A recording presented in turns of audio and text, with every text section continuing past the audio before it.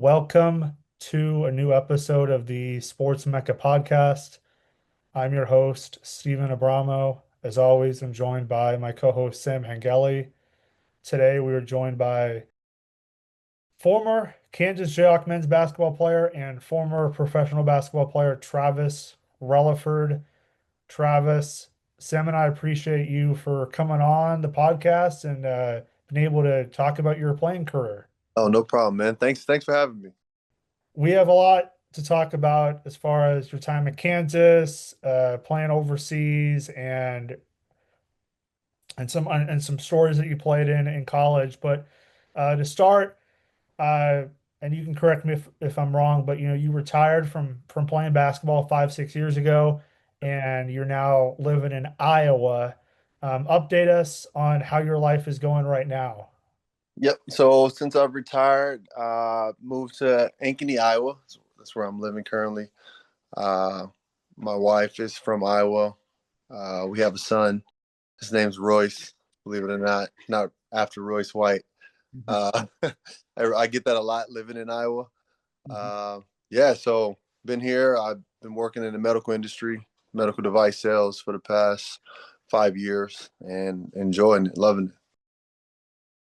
So, is there a big difference from where you are in Iowa compared to because you grew up in Roland Park, and a big difference? I grew up in Kansas City, Missouri, inner city. So yeah, it is a big difference. Um, a lot more action, a lot more going on.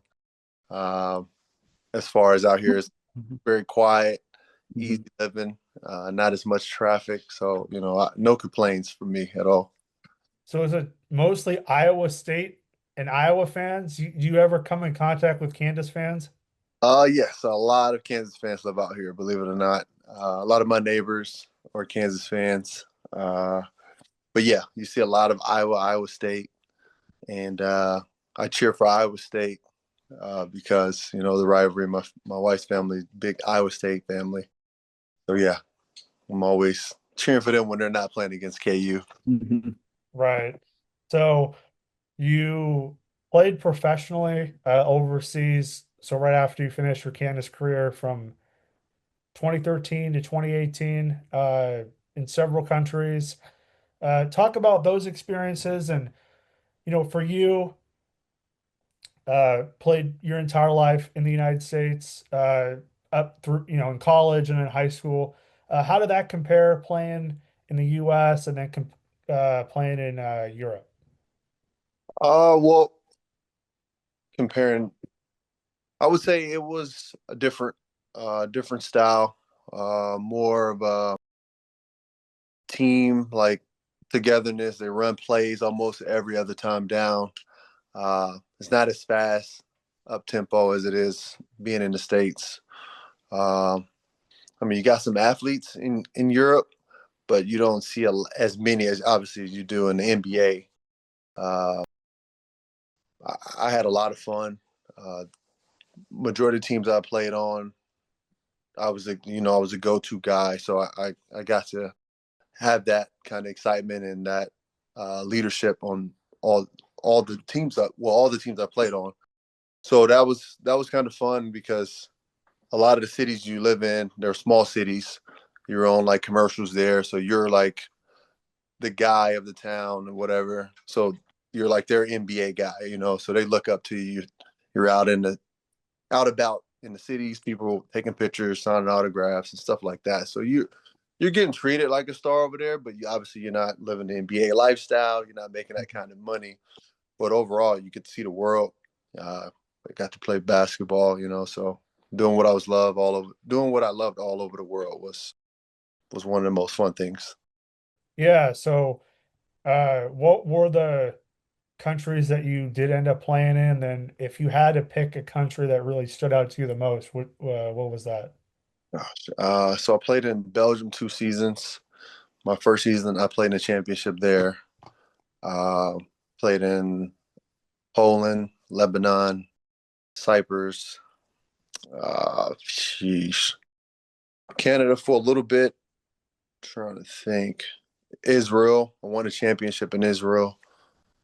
Took a team from second division to move up to first division. Where else? Where else? Gosh, one year I was in 3 different countries, so it was a fun time. And I would say I would give you top two. My top two would be Belgium and Israel because both of those countries I played in championships. So fun time.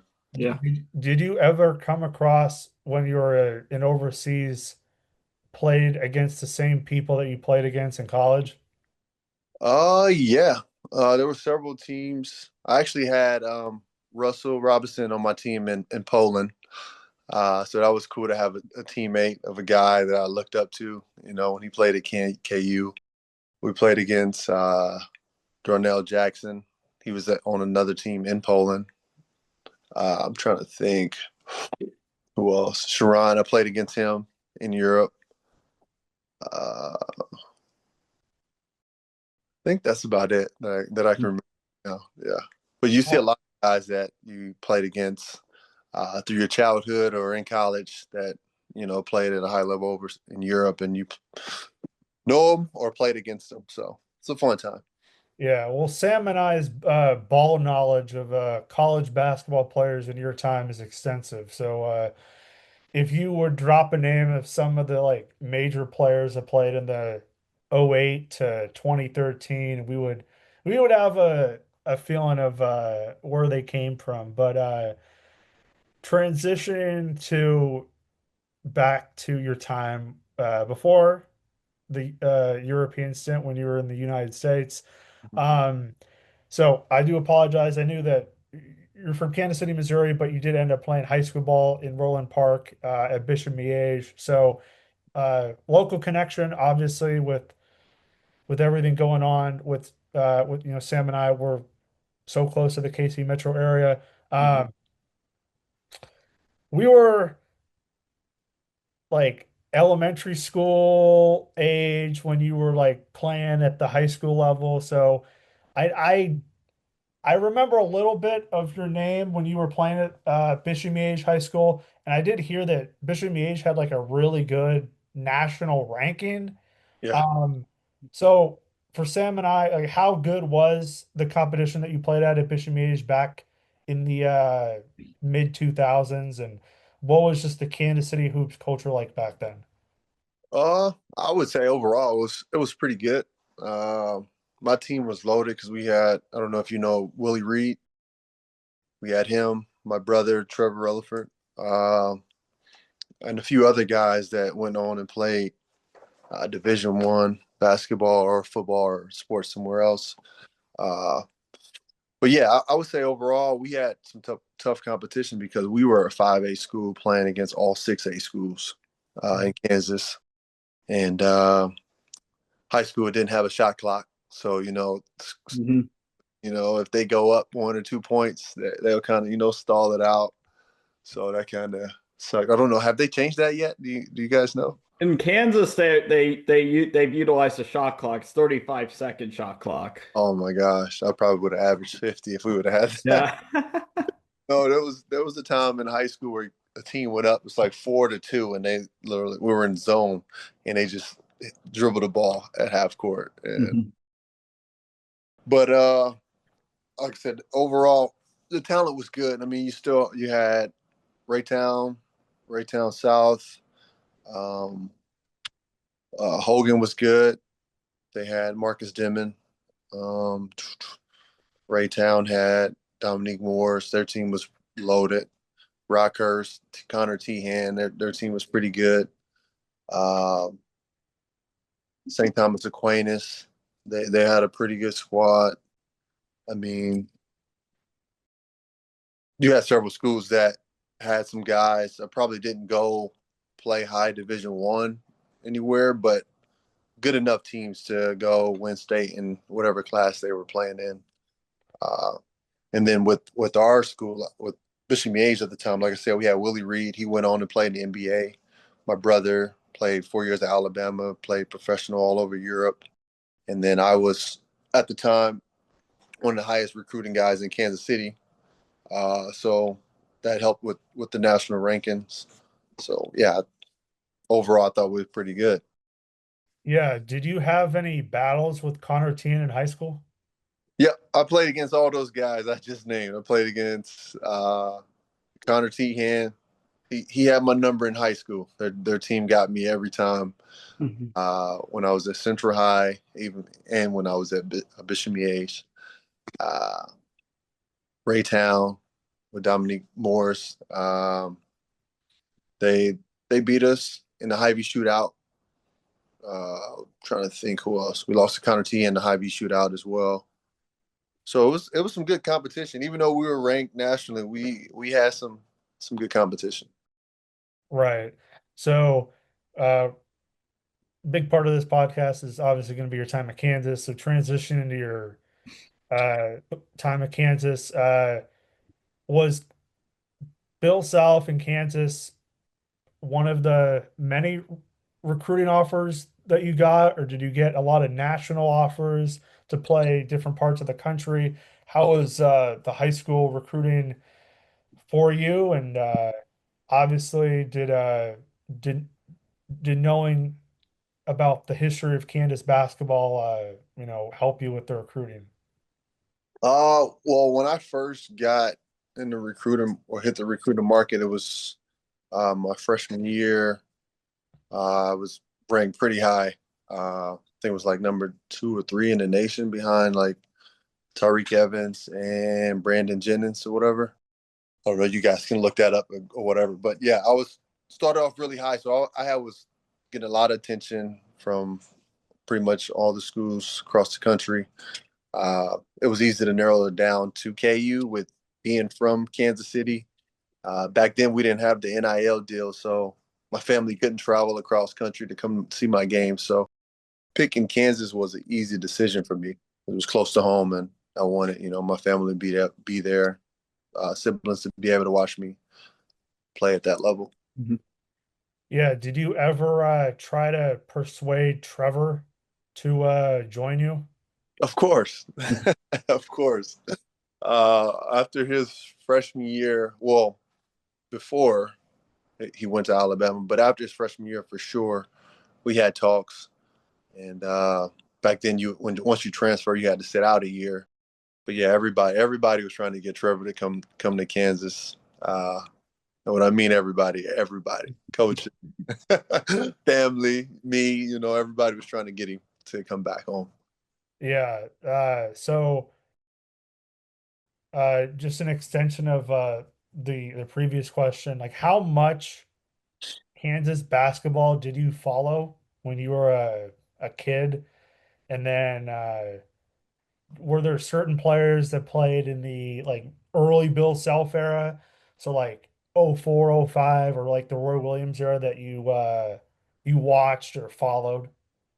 I think the earliest from my like memory and like being a fan was probably like Keith Langford, 8 Miles, all those guys.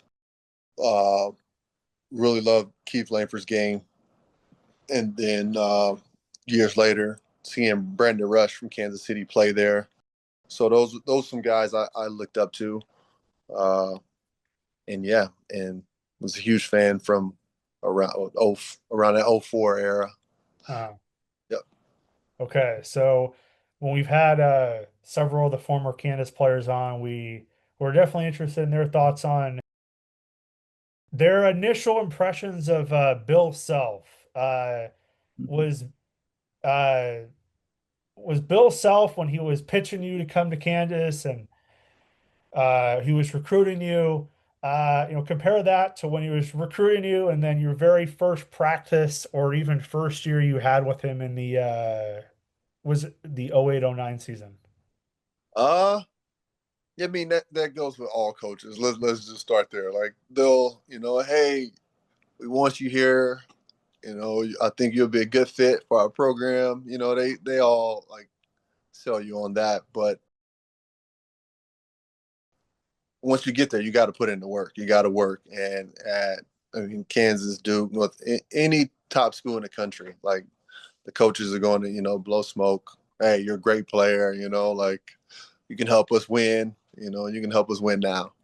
But once you get there, you realize, like, yeah, obviously you're good enough. if they're sitting in your living room recruiting you to come to that school, but you got to put in that work. So from my experience, obviously, like I said, you run into like the nice guy, and then there's the coach, and it's behind the scene. You're going to get yelled at. You're going to be corrected. On mistakes that, hey, this isn't high school anymore. You might hear that in a different tone. Yeah, so uh Tyshawn Taylor, he was a freshman. You guys were in the same freshman class, right? Yep, yep.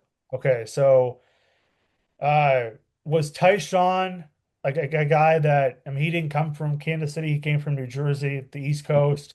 I mean, you can name other players, but I'm just focused on Tyshawn because he was a freshman. But was he a guy that you tried to bond with, like as soon as you got to campus, since you guys were so new to the college game? Yeah, so I came to school. My freshman year was with the Morris twins, Tyshawn Taylor. I don't know if you guys remember Quintrell Thomas, Yeah. and then we had Mario Little, who was transferred from junior college, and Tyrone Appleton. So we had a pretty big squad.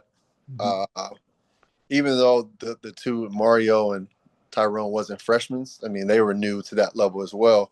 But going back to Tyshawn, yeah, we were pretty close because that was my roommate as well at KU.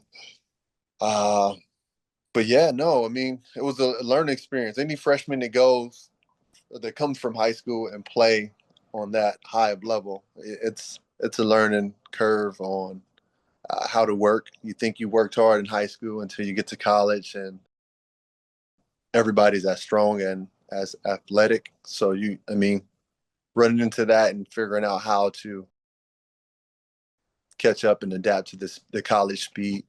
But yeah, me and Tyshawn, to this day, we're still pretty close. You guys were on the TBT roster at one point, right? Yep, yep. I think it was when we were self-made. Okay. Yeah, back 19, I think, Okay. 2019. Yeah. Sam and I went to the recent TBT roster, those at the Municipal Auditorium, Oh yeah, yeah, and Tyshawn Taylor was a part player and coach. yeah, So through the first half, he was coaching. And then as soon as Candace started to trail a little bit in the second half, he took off his warm-ups and yeah, actually played. And he, I thought, considering like I mean, he's the same age as you. Like he was getting some buckets at that age. Like, yeah, yeah. No, Ty, if he never would have got hurt, he'd probably be still doing it Mhm. high level. I thought he played well in this past tournament. I don't understand why he didn't play in the last game Yeah. uh, when uh, when he was needed, but I haven't had that conversation with him yet. But I for sure will when I see him, like, because I think our team this past year could have gone a lot further if he would have stepped in, but I don't know the reason behind that. So Travis, you were considered to be a glue guy at KU, which Fran Fraschilla like refers to as like really good role players like Russell Robinson, Landon Lucas, Marcus Garrett, and DeJuan Harris. What would your definition of a glue guy be? Keeping the team together. I mean, glue guy. I mean, when you hear glue, you think of something just sticking together. So that was my role. I picked up wherever the team like slacked in. Like if we needed score in one game, I was the guy that was going to score 20 points. I mean, that wasn't what I did every night, but I was capable of doing that. I knew every game I was going to guard the best player, so that wasn't any discussion or debate going into that game. Everybody knew that that's who I was going to guard, and just being a leader. Like I said, just whatever the team need, that's what I stepped up and did. Absolutely. I think another great thing about a glue guy is even though they may not score the most points, but they know their opponent isn't going to reach their average and like Oh they're no, the best player, and then you cut it, don't. cut it in half. That's the goal. Whatever the average is, you cut it in half, and that was my mindset going into the games. If you average 15, I'm gonna try to cut that in half. So Did a great job of that during your time at Kansas. Um, So during your time when you started out at Kansas, Doc Sadler, he was the head coach of the Nebraska Cornhuskers, and you guys had some pretty close battles with them. In 2009, you guys had a big comeback win in Lincoln, and then a couple of those years in 2011, you guys had to come back from a 10-point deficit to keep the Allen Fieldhouse streak going against them. Mhm. And then your senior year, he joins Coach Self's staff, and you guys have lead the country in field goal percentage that year. Talk about Doc Sadler. What made the scheme so tough, and did he add some wrinkles to your team's senior year that made your defense much more effective? Yeah, I don't remember the details on like who did what. I mean, I know as a team, as the guys in the locker room, we knew we had a lot to prove my senior year coming back because we felt like we should have. We had a chance of winning it the year before. We have 4 starters returning my senior year, so we're like, hey, man, we know what we have to do. We already know, the defensive schemes and what Coach Self expects from us. So we just, I mean, that just came with experience. I don't think anything changed or anybody put in anything extra. You just have 4 or 5 guys who've been in the system Mhm. 4 or 5 years. Now you don't see that often in college basketball with guys staying at the same school and playing in the same system for that long of time. I remember in your senior year, I think you guys played Baylor at home. You guys held them to 44 points, and you had a lot of games where you held teams under 60 points, Mm-hmm. which that was like felt like the bread and butter of that team was your guys' defense. Yeah, and that's, I think we had a goal. I think our goal was under. I think it was under like 70, or I can't remember. It was under a certain amount, and like I said, we took pride in that, and we been in the system long enough. We've played against the Baylor's team. We played against everybody in the Big 12 several times, so we know what to expect. So being teammates with Jeff Whitty, the best, I would say the best shot blocker of the Bill Self era. What was it like playing with the shot blocker like that? And then defensively, even though you might get beat occasionally, but having that rim protector there that can have your back whenever you need it. Shout out to Jeff Withy. That's my guy. He shouldn't have got defensive player of the year. That should have been mine. But he did block a lot of shots when guys got beat. We knew that with him and protecting the rim, we could pressure up on our guys. And if we did get beat, then he was going to be back there to, save the day, block the shot. But again, man, he got a lot of blocks, but he didn't guard anybody. Like he guard the best players. But again, that's my guy, and I'm glad he was on my team. We love me and Steven. Jeff's one of our favorite Jayhawks of all time. But I want to go back. I want to start with your college career. You played a little bit your freshman year in the 08-09 season. You played 37 games. But then your next season, you decided the red shirt on the 2009-10 team, which was one of the most stacked Kansas teams of all time in the Bill Self era. Mhm. What is your mindset when you were a redshirt that year, and how did you grow during that year? That year, going into that year was tough because we knew that Xavier was coming in, and all the hype behind him being the first one and done Kansas player, uh, playing in my position. And then we also had the other guys that were there, so it was tough having to have that discussion with Coach Self, like, hey, like where are we at with this? Should I leave? Should I redshirt? And the conversation was, from what I can remember, was more of like, I don't want you to leave. I know if you stay, you can be a 3-year starter and 1,000-point scorer. So with that being said, I'm like, okay, that sounds good. Doing that at Kansas be a pretty good career. So that year, like I said, once I got past that conversation with Coach and knowing that the goal that he had set and what he believed in me, I was just like, okay, I can do that. I can sit out a year, get better, get stronger, and paid off. Played in the national championship, and had a pretty good career. What was the skill that you worked on the most during that year?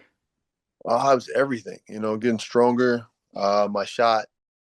Uh, I think that was a lot. My main focus was shooting, just catching shooting because coming out of high school, I did a lot of getting to the basket because I was a little more athletic than a lot of kids that I played against. So it was easy to go around guys, get to the basket.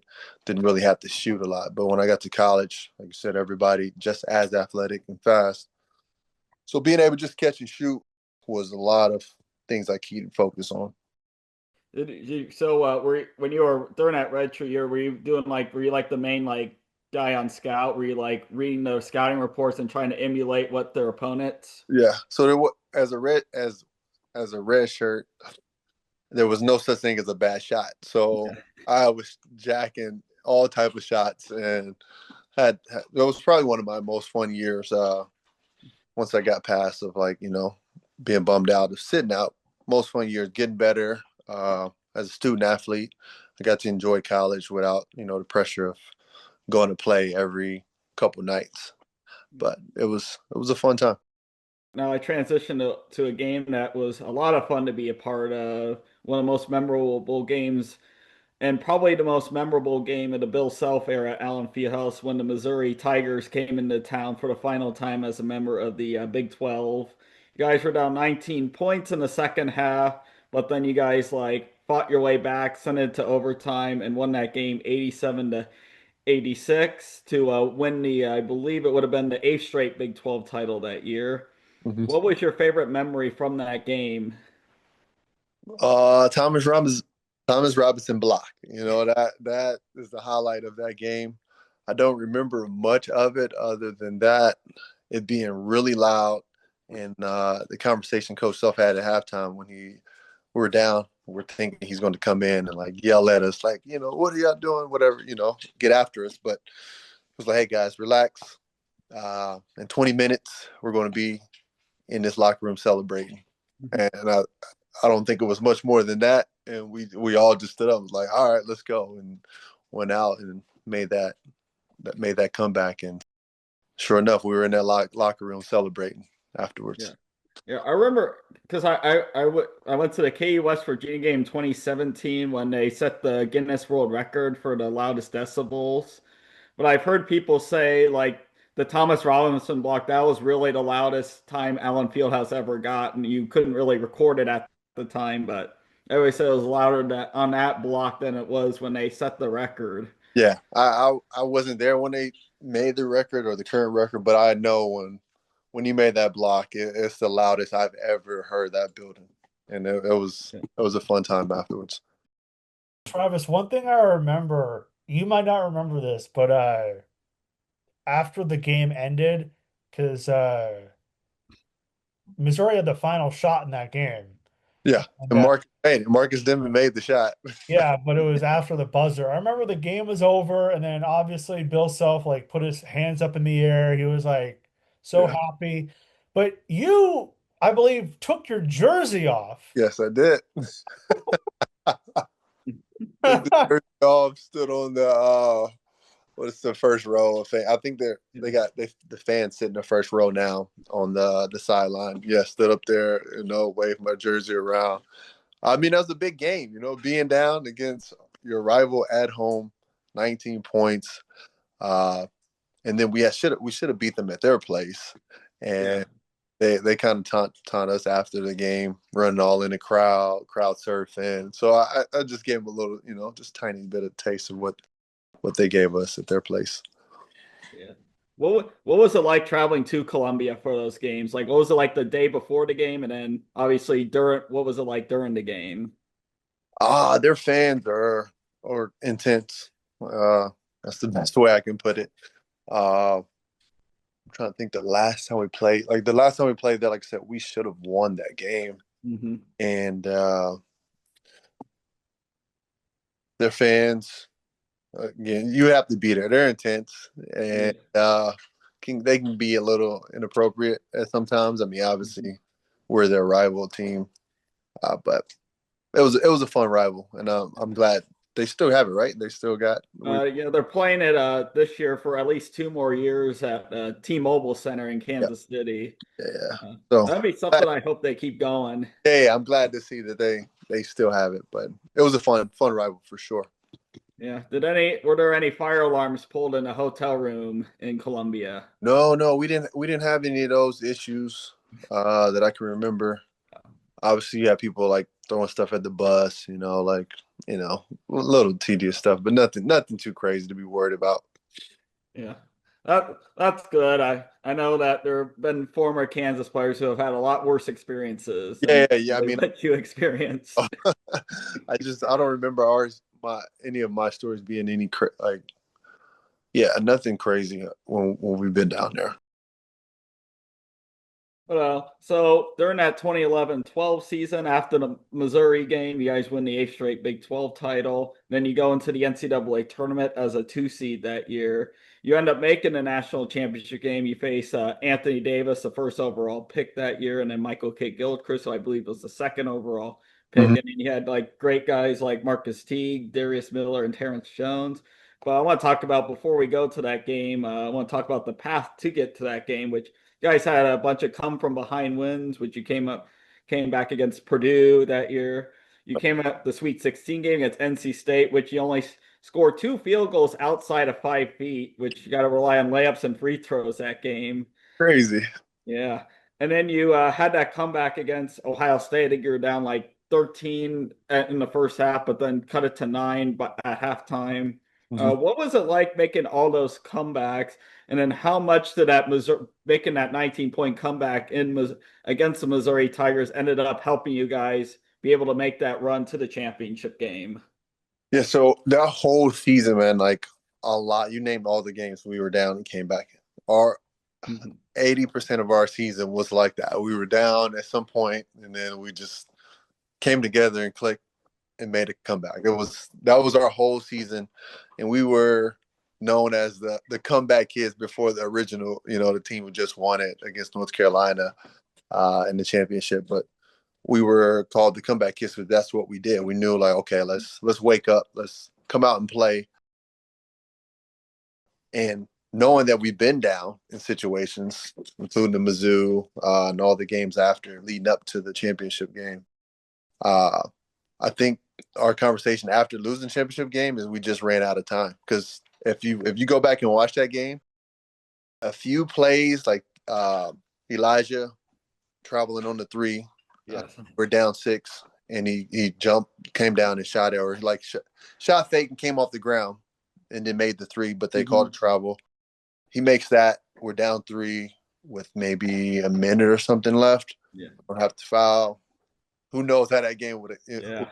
out? But and I think we were down against them at like 16 or 18 and a half against Kentucky in the championship game. I want to say it was like 12 or 13. 13, I yeah, think the KU against when KU won the Natty in 22, I think your guys' deficit was a little bit less than less than there. So okay, yeah, yeah. yeah. Again, we were down. But yeah, no, that was just that team. Mhm. We knew Coach Self would say like, guys, you can't turn it on and turn it off. But that team that year, we knew when to turn it on, and that's what we did all season to make it that far. Yeah, I'll never forget that season. That was like that run. That was like it was so awesome just seeing you guys make that championship run that year and just the way you guys did it. You guys came back and just gritted out a lot of games that year, and that was one of my favorite teams to Kansas teams of all time to watch. And Yeah, that was another thing. That was supposed to be our down year. Like yeah, everybody had like, oh, this is about to be Coach Self's, one of his worst teams, and we ended up playing in the national championship. So we took a lot of pride in that and hearing that going into the season. So we were locked in.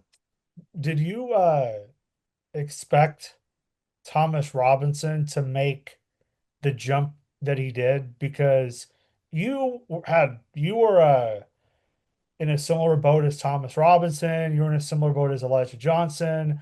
But Thomas, he had his whole career just like you up before the 2012 season as a bench player. Mm-hmm. Did you expect him to come in first time starter, the only time he started at KU, to then be a national player runner up?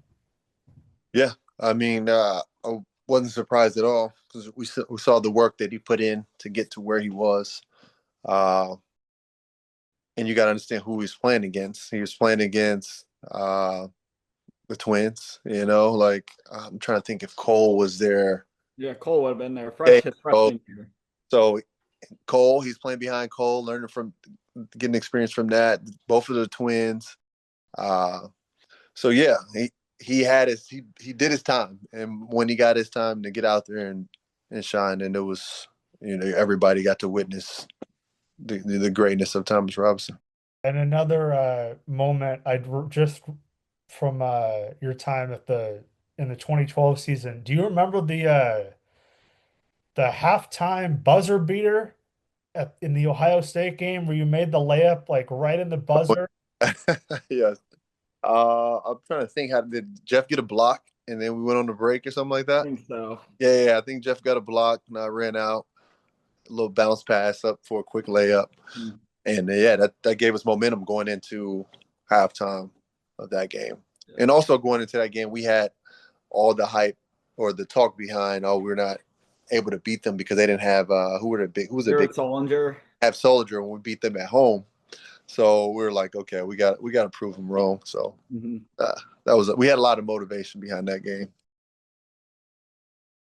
Yeah, I remember because I have family from Ohio and they're all Ohio State fans, and they were like arguing about like how if Jared Solinger played the first time, they would have won that game, and then we heard that often too, and glad we got to play them in the Final Four to go to. Four. Would have been sweeter play them in the championship and one probably. Yeah, would have been. It would have been. Yeah. So your senior year, it was like guys got off to a hot start, and then but you did have like a 3-game losing streak, which was like the first time in a long time. Which, but then you guys got it together. I think one of the things I remember about that season was the 2 games against Iowa State, which both went into overtime. The conference opener, you guys saved that streak, which unfortunately ended this season with the Big 12 streak opener, but you guys kept that going at the time. And then, but the game in Ames, where you guys won 108-96, which had a lot of drama during the game and then after the game as well. Yep. So one in Lawrence. They probably should have won that game. If you play that game 10 times, they win it 9 out of 10. I think Corey Lucius was at the line, missed free throws, set us up to run one play, and Ben McLemore banking the shot to send it in overtime. And once you go in overtime in Lawrence, it's not good for the opponent team. The crowd's into it. And then Elijah going for 40 plus at in Ames. That game was a really good game for sure. Yeah. Do anybody in the state of Iowa, do they ask you about that game, like, or? No. I mean, they'll bring it up. Some like if they're big basketball fans, they'll be like, "Oh yeah, I remember that game," or "I watched you and hated when you guys came here," But they're all the Iowa State fans. They're all good people. Like I said, I cheer for them when they're not. Yeah, we're not playing against them. You guys beat them, and then you guys beat them again in the Big 12 tournament. So you guys beat a really good Iowa State team 3 times that year. They were loaded. That was a really good team. A lot of those guys are still playing high level Europe basketball. But yeah. Georges Niang, he's still in the league. Yeah, playing for over 10 years now, which is hard to believe. Will Clyburn, he's in Europe, high level. McGee, you got a few other guys too.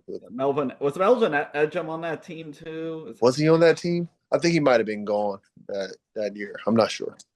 That was kind of start of Iowa State basketball with Hoiberg, because when you started out, it was Greg McDermott, and then Greg McDermott goes to Creighton, and then Fred Hoiberg, who is known as the mayor in Ames, Iowa, for his like being a former player and then coming back home and that team up. Yep. I think he had Craig Brackens one of his earlier years. Yeah, and he was a great player too. Good then. So they've always had talent there in Iowa State. Yeah. So one of my questions I want to ask you is, so you were part of the longest home winning streak at Allen Fieldhouse during your time there. Mhm. What was your favorite game? So the streak would have started from 07-11. You were there from 08 to 12, but the streak ended against Texas. I believe it'd been your redshirt sophomore year. So what was your favorite win during that streak at Allen? Favorite win. Um, Obviously the Mizzou game, playing against them. I'm trying to think. Probably that one. If I had to pick one, my favorite win would be the last time we played against Mizzou Mhm. at Allen Fieldhouse during that time.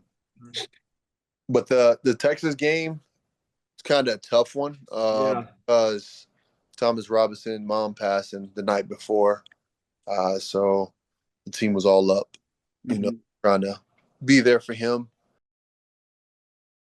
I think we just second half we just ran out of energy, Yeah. and we ended up playing them in the Big 12 tournament. And I Mhm. think we beat up on them Um, pretty good, so we got them yeah. back for it. Definitely like a tough 24 hours Yeah, yeah. that So day. And it was, that's what I mean. That's what like I said. We ran out of energy, man. We gave everything we did the first half, made it a game, but it was tough going through that with him and trying to be there for him during that time. yeah. I remember a couple of years later after that game. So my cousin Danny, shout out my cousin Danny. He's a personal chef for Tristan Thompson. He's been a chef for a decade, and he got me an autograph shirt. And I guess Tristan's message to me was he wanted to apologize for ending the home winning streak at Allen. Yeah, no, like I said, if like I said, it was a tough day, that we were dealing with, and like Yeah. I said, we got them back in the Big Yeah. 12. So Yeah. I remember one of those games during that home winning streak too was remember the UCLA game when Mario hit the free yeah, throws at the end. Mario in the free throws with no time left. Hmm. Uh, yeah, that was a good one. It was so many good games, man. It's just hard to pick one, but my most memorable one would be the MU last time we played against them. So how was your experience of playing at KU and having those ups and downs as well as playing professional basketball overseas has been able to help you develop players with your elite basketball training business that you've been doing for the past few years?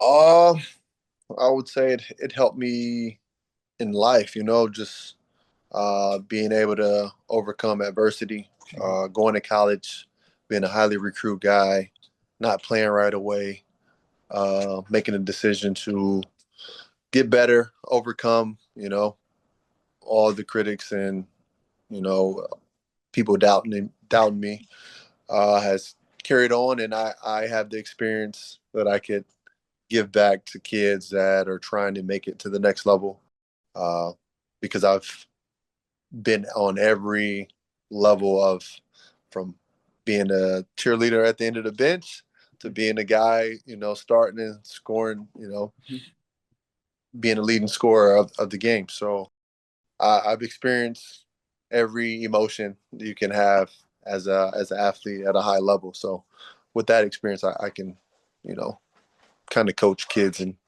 let them know what it is and what to expect. So during your time at Kansas, outside of playing at Allen Fields, what were some other favorite venues you got to play in?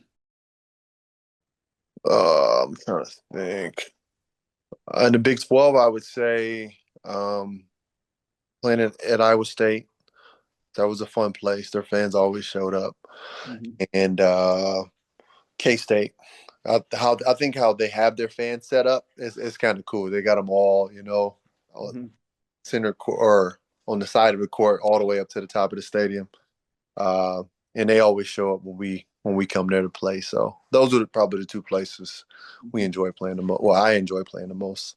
Yeah. What was it like playing inside an NFL stadium? So you got to play in the Dome, the Jones Dome. What was it like playing in Lucas Oil Stadium? I think you played in. In there too. I mean, when you're running onto the court, you're like, it's like wow, there's so many people in here. But once you get to playing, like everything's just on the court. You don't really get to see Mhm. everything that's going on out there. People talk about like how far it is behind the basket or anything. Like you don't see any of that. You're playing basketball. You've been doing all your life, so you don't Yeah. you don't think anything of it. Right. I just think of the scene from the movie Hoosiers when they like measure the court and then the goal, and they were playing in a big Hinkle field house, but they remind themselves it's the same length, the same Yeah, height. That's what your normal gym is. exactly. You don't like I said, as a player, I didn't see or hear anything other. It felt the same, just playing on the basketball court. So I got a couple more questions for you. All right, what do you think of the upcoming Kansas Jayhawk team? Their season comes up very soon. What do you think of Darren Peterson? How excited are you for the season? I'm excited. I mean, with how the season went last year, we got a different squad. Darren Peterson, I've only seen highlights. I haven't really got to watch him, a full game, but I'm excited from what I've seen and what I hear.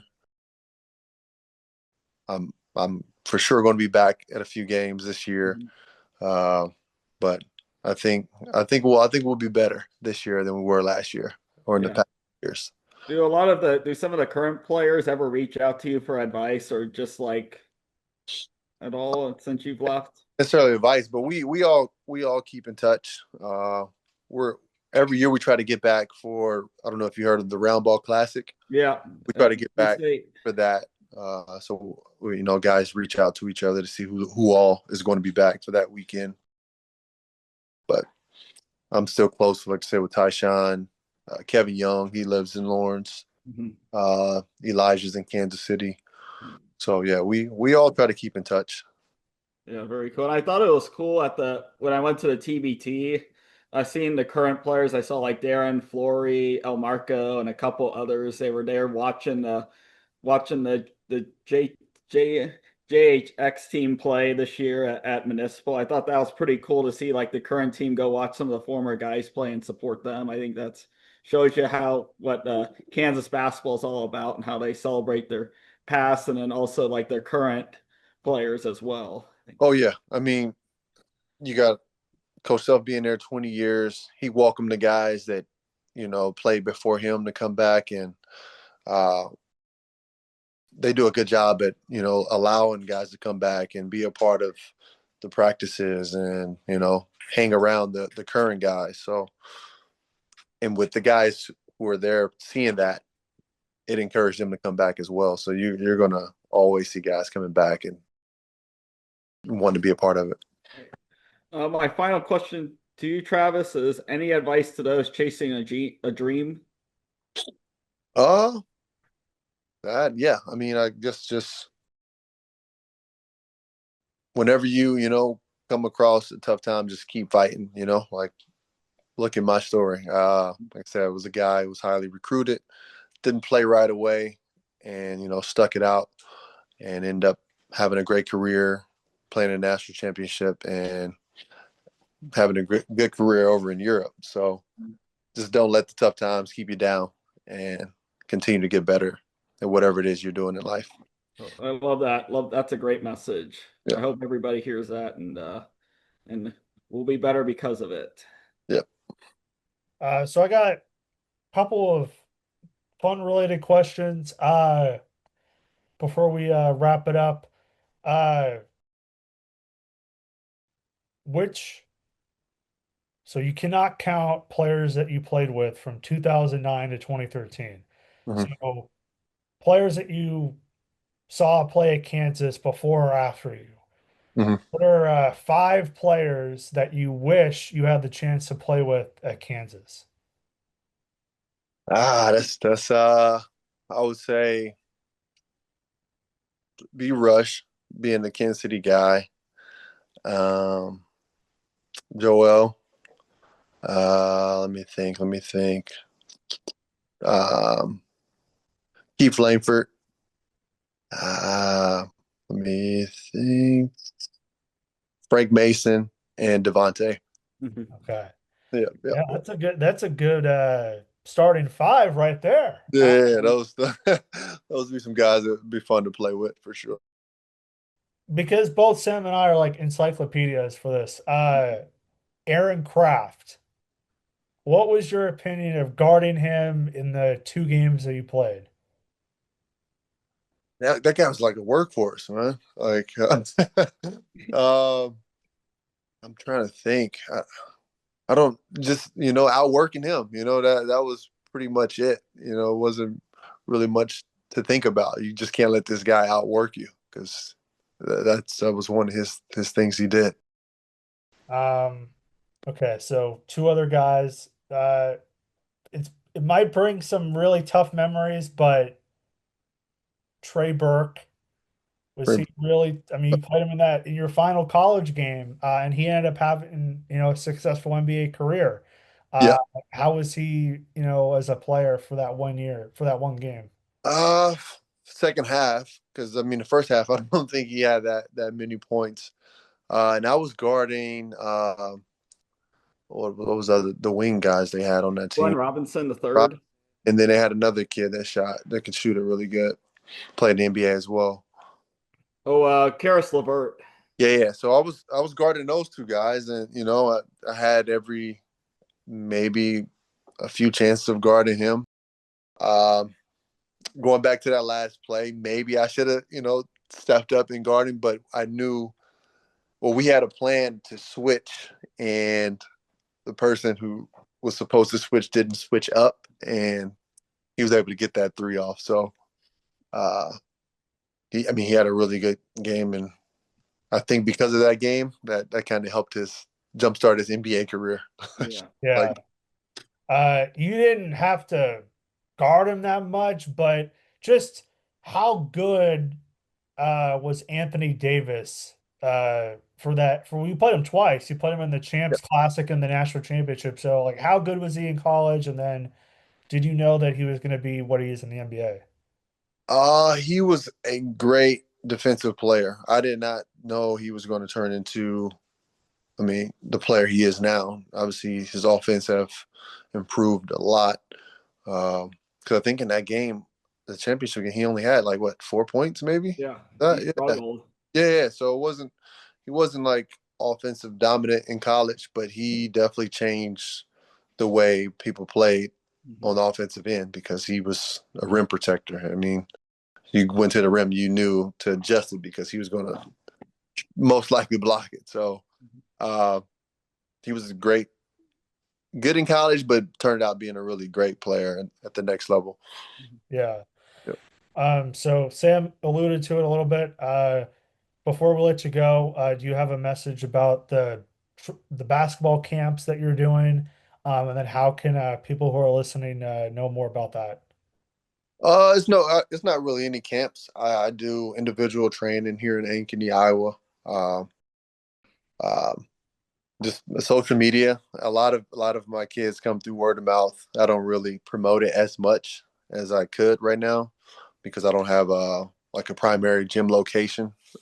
So if anyone's listening in Iowa or Ankeny, Iowa area, just shoot me a message on Instagram or something, and we can work something out. And what's your final message to the Kansas fans that have watched you playing, and then the Kansas fans that are maybe watching your highlights and looking up to you? Man, I just want to say thanks to you guys for the support throughout my years. Even when I was not playing, there was fans always reaching out, supporting me, and cheering for me, and excited for me to play.